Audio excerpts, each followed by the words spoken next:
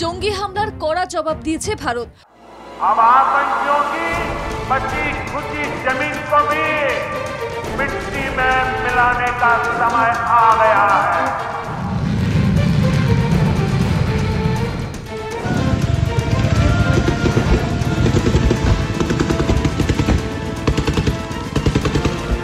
Technology weapons with careful selection of warheads was ensured so that there will be no collateral damage.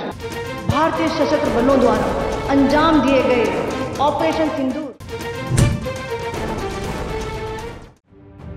সন্ত্রাসের মদতদাতা পাকিস্তান জঙ্গি ঘাঁটি ধ্বংস না করায় ভারত বাধ্য হয়ে ওপারে অপারেশন সিঁদুরে নামে। সেই অভিযানে পাকিস্তান পর্যদস্তু হয়েছে। পাক সেনার একাংশ যুদ্ধ থেকে পিছিয়ে আসতে চাইলেও পাকিস্তানের জওয়ানদের অপর অংশ অকারণে গোলাগুলি করছে। কার্যত সংঘর্ষ বিরতি চুক্তিকে পাকিস্তান অনেক সময়ই মানছে না। পাক সেনাদের দায়িত্ব জ্ঞানহীন ভূমিকার কড়া জবাব দিতে তৈরি হয়েছে ভারতীয় সেনা। একথা এবার আরও চড়াসুরে জানিয়ে দিল বায়ুসেনা। অপারেশন সিন্দুর এখনো জারি আছে বলেও স্পষ্ট করেছে সেনাকর্তারা। বায়ুসেনার পক্ষ থেকে সোশ্যাল মিডিয়ায় তুলে ধরা হয়েছে অপারেশন সিন্দুরে বায়ুসেনাকে যে কাজ দেওয়া হয়েছিল সেগুলো সফলভাবে করা হয়েছে। একেবারে নির্দিষ্টভাবে এবং পেশাদারিত্বের সঙ্গে কর্তব্য পালন করেছি। জাতীয় স্বার্থে ওই অপারেশন চালানো হয়েছে, তবে এখনো অপারেশন চলছে। ভারতীয় বায়ুসেনার অনুরোধ, কোনো রকম গুজবে কান দেবেন না, বিচার না করে যে কোনো তথ্য বিশ্বাস করবেন না। আরো একটা দিন আমাদের অপেক্ষা করতে হবে। যদি এর পরেও যদি আজের পরেও যদি ওরা এইভাবে সিজ ফায়ার উল্লঙ্ঘন করে তাহলে আমাদের পাল্টা জবাব দিতেই হবে। আর যদি পাল্টা জবাব দেয় তাহলে আবার করে কিছু একটা হতে পারে।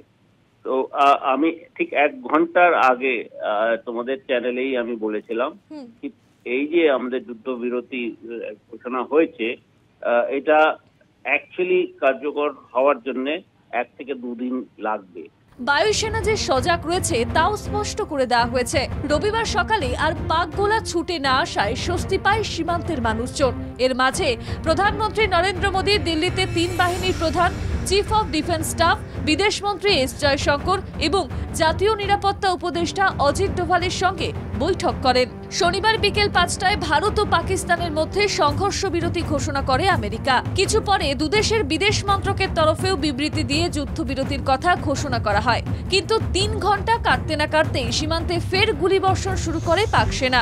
জম্মু ও কাশ্মীরের একাধিক জায়গায় ড্রোন হামলাও করা হয়। পাকিস্তানের সেই ঔদ্ধত্যের কড়া জবাব দেয় ভারতও। আন্তর্জাতিক শান্তি ও নিরাপত্তার রীতিকে মান্যতা যে পাকিস্তান দিচ্ছে না তা স্পষ্ট হয়েছে। মুখে অবশ্য হামলার কথা অস্বীকার করেছে পাকিস্তান। পাক সেনার দাবি ভারতীয় সেনাই সংঘর্ষ বিরতি লঙ্ঘন করেছে। এই পরিস্থিতিতে ফের প্রত্যাঘাতের দাবি উঠছে দেশ জুড়ে। মানে একটা তো স্ট্র্যাটেজিক ব্লান্ডার তো হলো যে যুদ্ধবিরতিতে সই করা, যুদ্ধবিরতিতে এগ্রি করা, সেটা তো তার মাসুল তো গুনতেই হবে। পাকিস্তান যে কোনো মানে না সেটা ভারত তো বারবার বলেছে।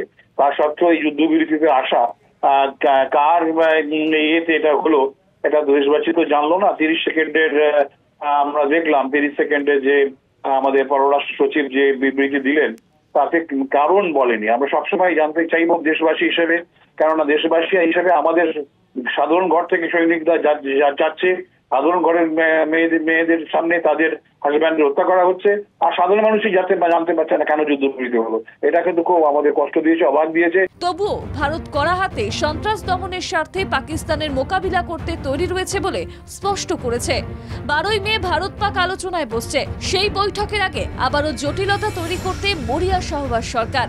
শাহবাজের নয়া চাল হলো কাশ্মীরিরা যেন নিজস্ব সিদ্ধান্ত নেওয়ার অধিকার পায়, অর্থাৎ আত্মনিয়ন্ত্রণের অধিকারের কথা তুলে ধরে আলোচনা প্রক্রিয়া জট পাকানোর প্রয়াস জারি আছে।